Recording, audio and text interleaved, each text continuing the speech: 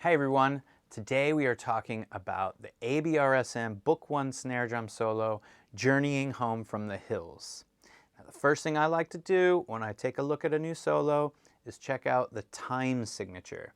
Now that's the numbers right at the beginning of the very first measure, and it looks like this. In this particular case, it has a 3 and a 4, 3/4 time. The top note tells us how many beats we have in the measure, and the bottom note tells us what kind of beats those are. So we will have 3 beats, and the bottom number 4 indicates a 4th or a quarter note, right? So there'll be 1, 2, 3 quarter notes in each bar. The next thing I like to look at is any instructions the composer has left us that helps us understand how we should play this. And you can see just above the first measure, he's written the word brightly.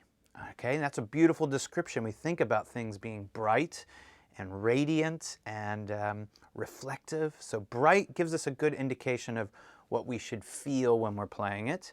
And right next to it, he puts a little quarter note that equals 96. Now 96 is the number of beats per minute, and that's what we put into our metronome, all right? So I always have a metronome handy. I'm always practicing with a metronome. And this is what 96 would sound like in 3/4 time, okay? 1, 2, 3, 1 and 2 and 3 and 1, 2 and a 3 and 1 and 2 and 3, right? So that's what the 96 means. The other thing you can look at is the title of the piece, right? The composer, Zara Nunn, has written Journeying Home from the Hills. So that's really nice. That's a pleasant thought, right? You've been on a long journey and you're coming home from the hills, and using the word brightly, you're excited to come home. So using those images, I think, really helps you play the piece a lot better to create something in your mind. The next thing I like to look at is dynamics. I give a little brush through the dynamics and just check them all out. If you don't know, dynamics are the indications of how loud and soft we play. I like to use terms like how strong or how delicately we play rather than just loud and soft, because we can do so much more. So right at the very beginning, we see underneath that first measure an M and an F, mezzo forte. Great.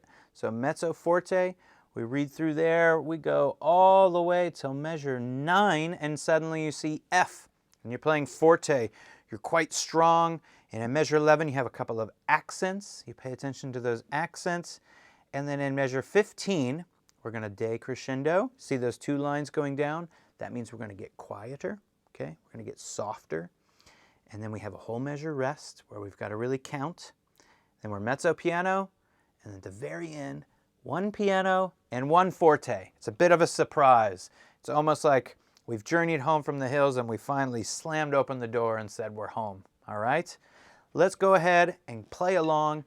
I'll count along with you. I think it's really great to count along, and you should practice counting out loud. All right, let's get started on that. Okay, here we go. One thing I want to pay attention to, there's a couple of measures where you're not playing, and neither will your accompanist be playing. So really count those carefully, all right? I'll count them out loud now for you, but always make sure you count all your rests. Here we are at quarter note equals 96. Now, I'm going to play with my snares off for the microphone purposes and also just to protect my ears. I sort of like the sound of the drum without snares on. But we're going to just start with that just so you're aware. But you always play this with your snares on, okay? 1, 2, 3, play. 2, 3, 1, 2, 3, 1 and 2, 3, 1, 2 and 3 and 1, 2, 3 and 1, 2, 3, 1, 2, 3, 1, 2, 3, 1, 2, 3, forte, 2, 3 and a 1, 2, 3 and a 1 and 2 and 3 and 1, 2, 3, 1 and 2, 3, 1 and 2, 3, 1, 2 and 3 and 1 and 2 and 3 and 1, 2 and 3 and 1, 2, 3, 1. Surprise! 1, 2. All right? Really pop off on that 2. You can just bam and really surprise your listeners. All right? Now we're going to have one more play along with the accompaniment, and I'll count you in and make sure you can play along with the accompaniment as well. And as always, if you're a member of the Percussioner, you can download your own audio tracks to practice along with this at home. Hope you're having fun. Talk to you later. See ya. 1, 2, 3, play 2, 3.